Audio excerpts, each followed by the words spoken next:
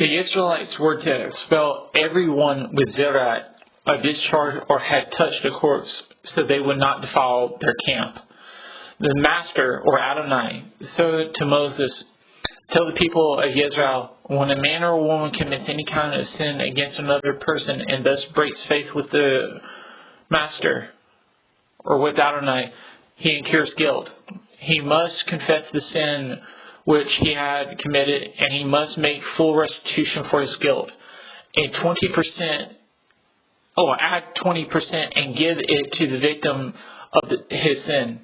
But if the person had no relative to whom restitution can be made for the guilt, then what is given in restitution for guilt will belong to the Adonai, that is, to the priest.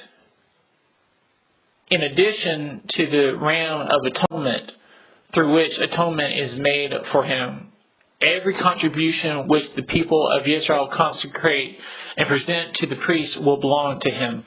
Anything an individual consecrates will be his own to allocate among the priests, but what a person gives to the priest will belong to him." Numbers 5:1-10.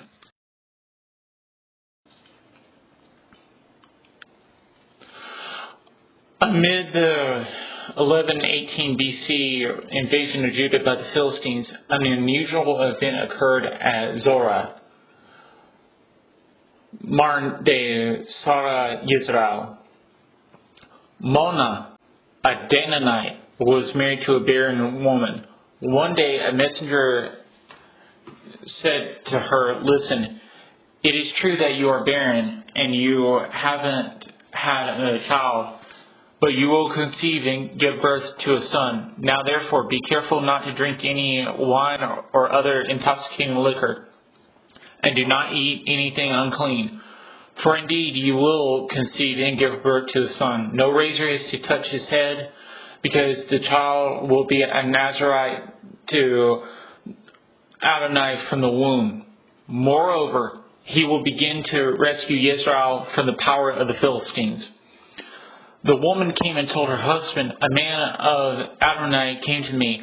The appearance of his face was fearsome, like that of the angel of Adonai. I did not ask him where he came from, and he did not tell me his name. However, he said to me, 'Listen, you will conceive and give birth to a son. Now therefore do not drink any wine or other intoxicating liquor, and do not eat anything unclean, because the child will be a Nazarite to Adonai from the womb until the day he died.'"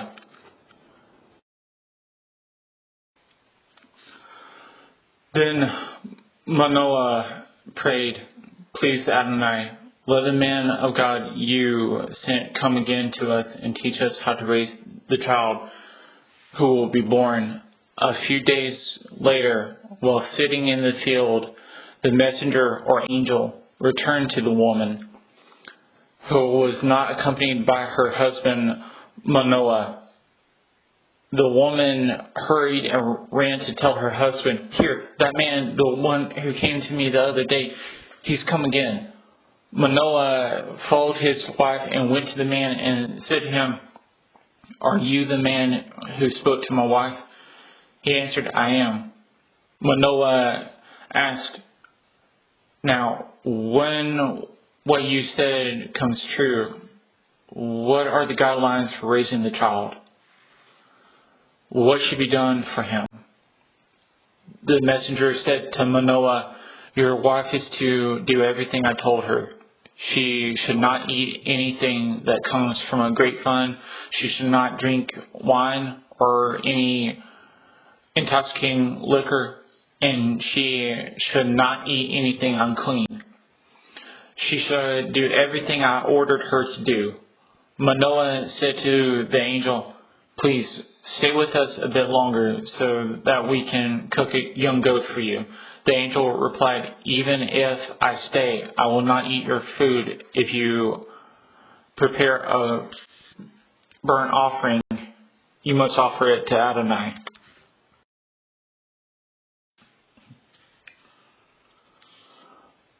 Manoah said to the messenger, "Tell us your name so that when your words come true, we can honor you." "Why are you asking about my name?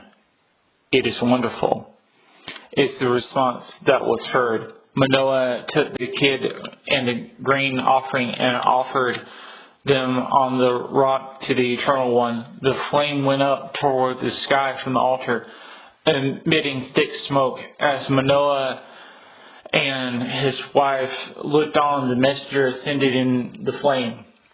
When Manoah and his wife saw it, they fell to the ground on their faces. It was at that moment that Manoah realized that the man, the messenger, was actually an angel. The Hebrew term for angel is malach, meaning messenger. Manoah said to his wife, "We will surely die because we have seen Adonai." This was a usual sentiment, as it was believed at that time that if you saw an angelic representative of the eternal king, it was the equivalent to seeing him himself. For instance, you can look at Exodus 33:20 and see that this is not just a localized sentiment.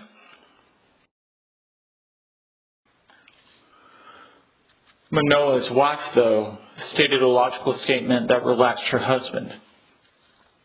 If Adonai had wanted to kill us, he would not have accepted a burnt offering and a grain offering from us, nor would he have shown us all these things or spoken to us this way.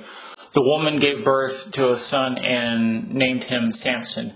As the child grew, he was divinely blessed. While Samson was a child or teenager, at Manah Dan, meaning Camp of Dan, the Spirit of the Eternal King began to stir him. Manah Dan was the place where the 600 Danites camped near the city, where one day the ark would rest after having left Philistina, after it was captured by the Philistines. Judges 13:2-25.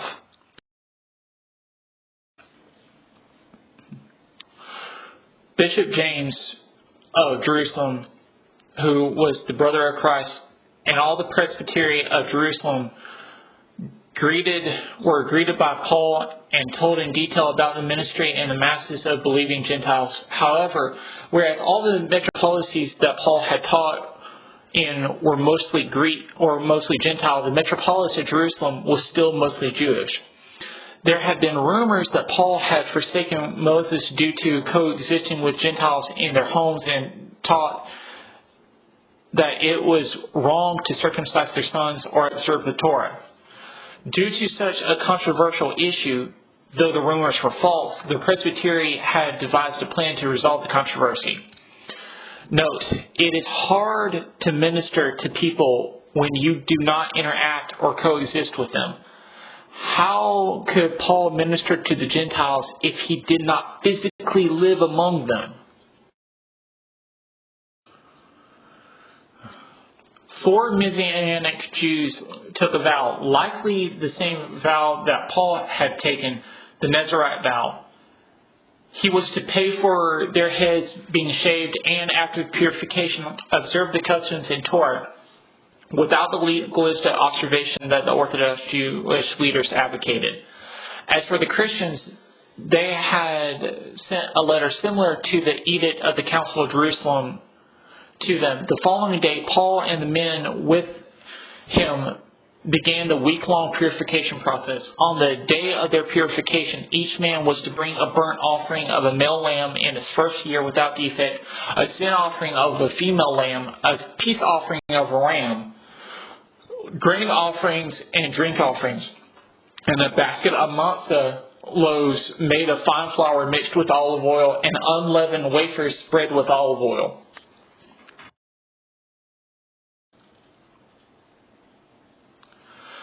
After the Nazirite shaved their heads and burned their hair that they had cut off, in the fire under the peace offerings, the priest would boil the ram. He then took the ram's shoulder, one loaf of matzah from the basket, and one unleavened wafer. The priest then placed them in the hands of the Nazarite, and then possibly took them back as a wave offering, unless they did the wave offering together. While the shoulder was set aside for the priest to eat, the breast was waved and the thigh elevated. These were for the Nazarite to eat. This concluded the oath, and the Nazarite was free to eat and drink what he or she could not while in his or her time of consecration. During the week, Paul and Trophimus were observed to be friends, even like brothers. As they seemed to be close friends, such an interaction was not looked kindly on by certain men in the city. In their minds, Paul may have defiled the whole temple by bringing Trophimus into the temple proper, or the court of the Gentiles. Close to the end of the week, Paul was seized by a group of Orthodox Jews. The spokesman shouted, "This is the man who is teaching everyone or everywhere against our people, our law, and this place. More than that, he has actually brought Greeks into the temple and has defiled this holy place." As they attempted to execute him and were beating him, the tribune Claudius Laius and several soldiers from Antonia fortress delivered Paul out of their hands. Laius arrested him in 2 chains and took him back to the fortress. Acts 21:17 through 32.